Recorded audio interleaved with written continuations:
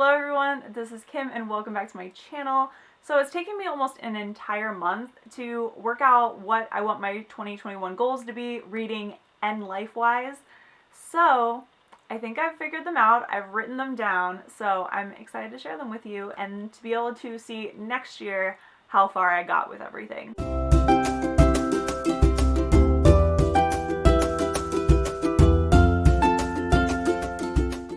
Here is my goals. I don't know if you can really read it, but this is the Always Fully Booked Planner. Megan put a spot specifically for our goals, and so let's jump right into them. So, of course, how many books will I be reading? That is the first goal. I will be reading 52 books. That is my goal. It's one a week. It should be doable. I kind of overshot it last year, so I brought it back down. It was 75, and I was like, look, it's not going to happen. I don't want to put that pressure on myself. 52 is a perfect number for the year. So the second goal is to read more big books. I, for some odd reason, have grown, and I feel like I've talked about this before, or maybe I've talked about it on Instagram, that I've kind of like grown scared of like big books, like over 600 pages. Like I have two fairly big books sitting on my shelf, The Priory of the Orange Tree as well as Crescent City, and I'm just like, I want to read them, but I don't want to read them. So this year it's going to happen. I'm going to get those big books read. Moving on to goal number 3, I want to prioritize my owned books. I buy so many books and they've been sitting on these shelves behind me. All of these that you can see are all unread TBR books, and there's plenty that are higher and down further on the shelves that you can't see, and there is like 300 of them. It's gotten out of hand. It's gotten a little out of hand, and I really want to prioritize reading the books I already own before buying new ones. I always want to get that new release, but there are some new releases back here that I was excited about and then completely have ignored. So I'm going to prioritize reading the books I already own and enjoying them, because I did do a unhaul not too long ago, so most of these books I'm pretty excited about reading. Reading goal number 4 is to participate in more buddy reads and readathons. That kind of goes with my prioritizing my books. I want to be able to like read them with others or do readathons so I can get more read, so then I can buy new books. See my thought process there? Yeah, so number 4 is to participate in more buddy reads and readathons. So if you see any book back here that you wanted to read, I will gladly buddy read it with you. So those 4 are basically my main reading goals for this year. I was going to say this month. I'm like, man, if I could read 52 books in a month, that's impressive. But no, for the year. So now I'm going to head into some of my number and count goals for Whimsical Narratives. These are more a basis of how I want my community of people who I get to chat with to grow. And so I'm sitting here and I'm looking at trying to get to 1K for YouTube, 5K for Instagram, and 1K on my website, on my blog, and mailing list.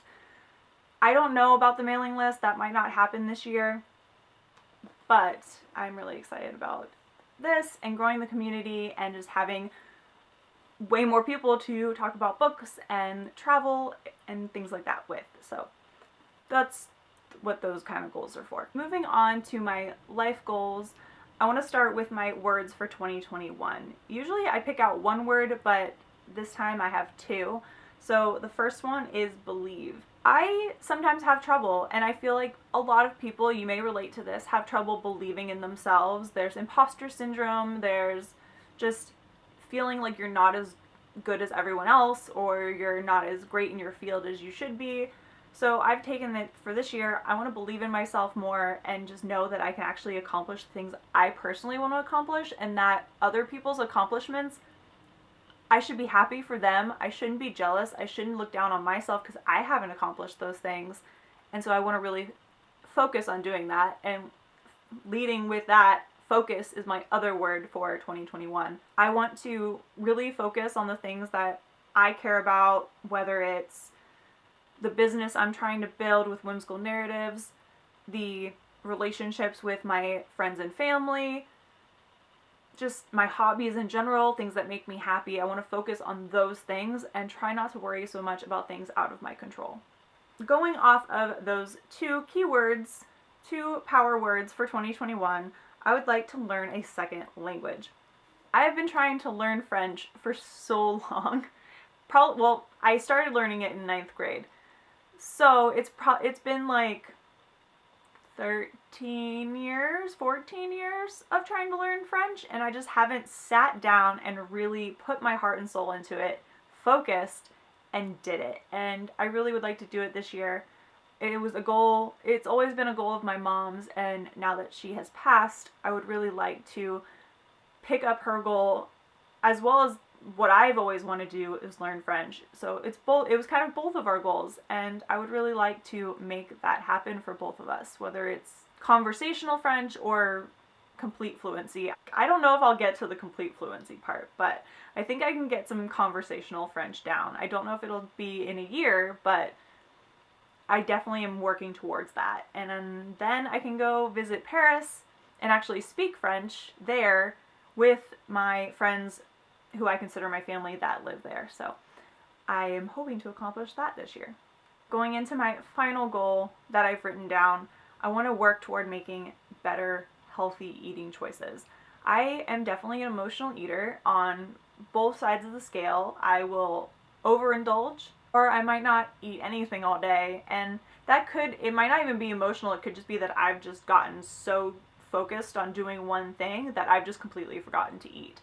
Or I haven't gone downstairs because I've been working upstairs and I've forgotten to eat. So it's not good either way.